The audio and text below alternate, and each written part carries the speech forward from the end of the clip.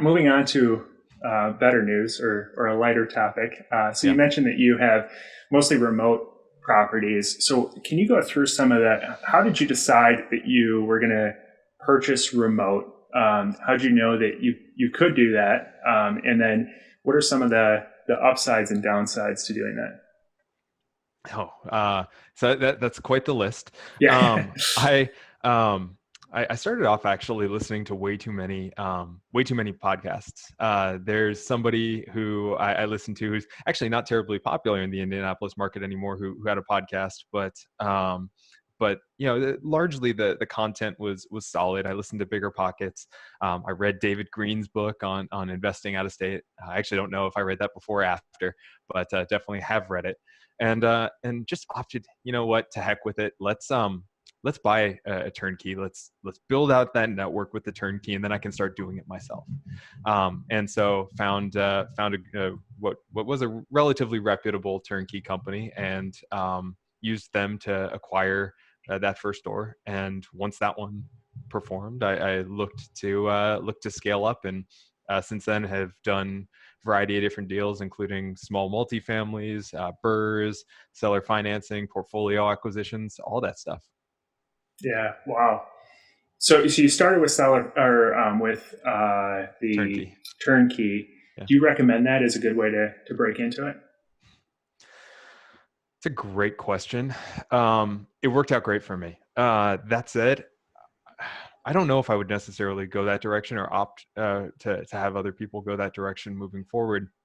And the reason for that is there are so many resources out there of people who will help you out, that will do it out of the goodness of their hearts. For instance, I talk to probably, I don't know, 5 to 10 different new investors every single week, and try and help them buy those first properties. And I help handhold. And some of the greatest moments I have in my week are when I get a video from my buddy Javi, who is jumping around with his daughters because they just closed on their first place, or helping getting a call from Jason, who is now, he's, after we've worked together, he's scaled up. I think he's got 3 or 4 properties at this point.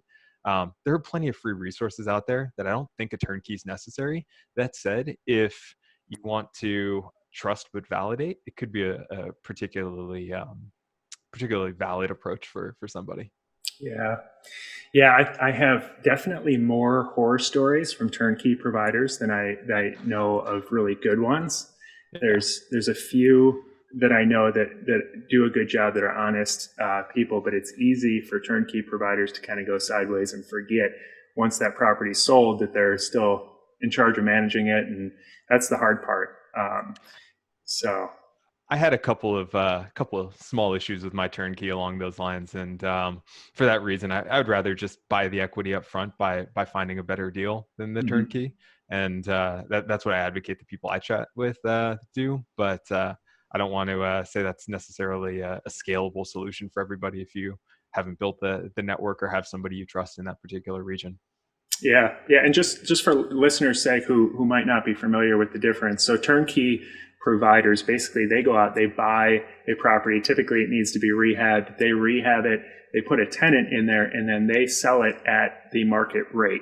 And so, if you're a hands-off, real estate rental property owner, you can buy these from turnkey providers and it's plug and play.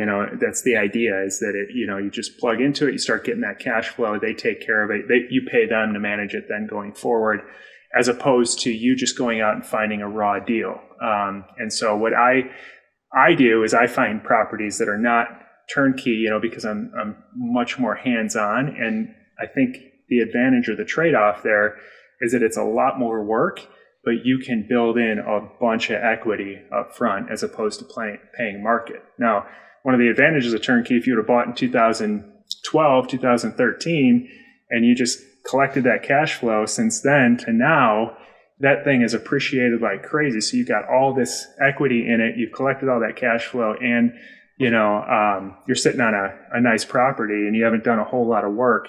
But there's definitely trade-offs. And so you don't want to buy at the top of the market turnkey at market rate if you think that, there might be a dip also. So a lot to think about there. That's just a handful of the overarching details. That's a super good clarification. Yeah, and for me, I think it's a potentially good starting place for somebody. But if you're willing to put the work in, you can buy and build significantly more equity in year one by doing it yourself versus the turnkey approach. Yeah, absolutely.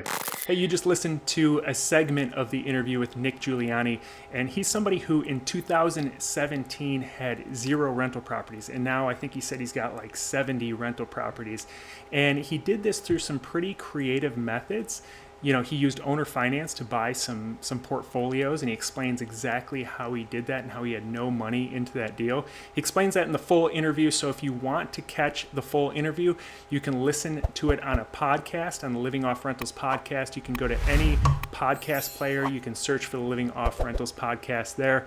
Also, you can join the Living Off Rentals Facebook group. Nick's in the group. Other really successful rental property investors are in the group. So I hope to see you there, and I will see you in the next video.